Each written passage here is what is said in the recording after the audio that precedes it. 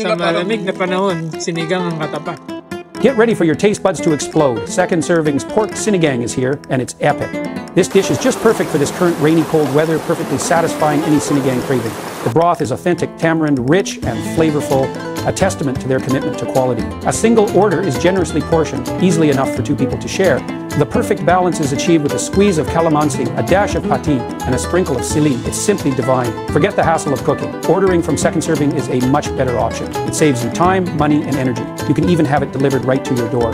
This is definitely the place to go if you're looking for an amazing sinigang experience. And guess what? They also have a new Bee Call Express, and it's just as good. It's the perfect spicy kick to go with the sour sinigang. Both dishes are total winners. Second Serving's new menu items are a must-try. Seriously, you won't regret it. It's Panalo!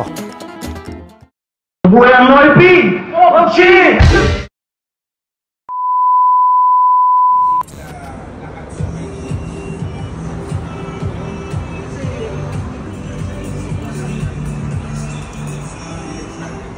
Napaka-basic. Sa malamig na panahon, sinigang ang katapat. Kasama ang mga kuya. Hello. Good. Burger. Kasi kung nasira yung laptop ko, ang pinaka work from home na kumpanya ano eh. Okay. Yung pag-ano.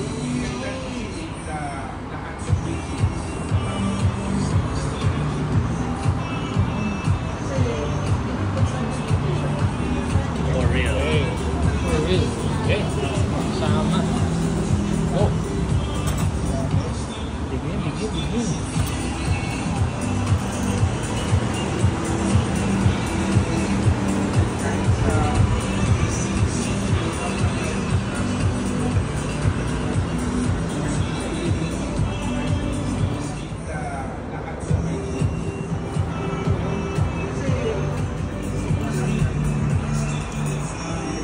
Napaka-basic.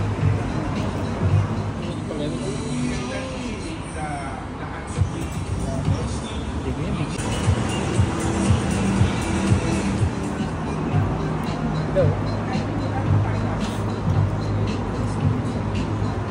Good. Sa malamig na panahon, sinigang ang katapat. Kasama ang mga kuya.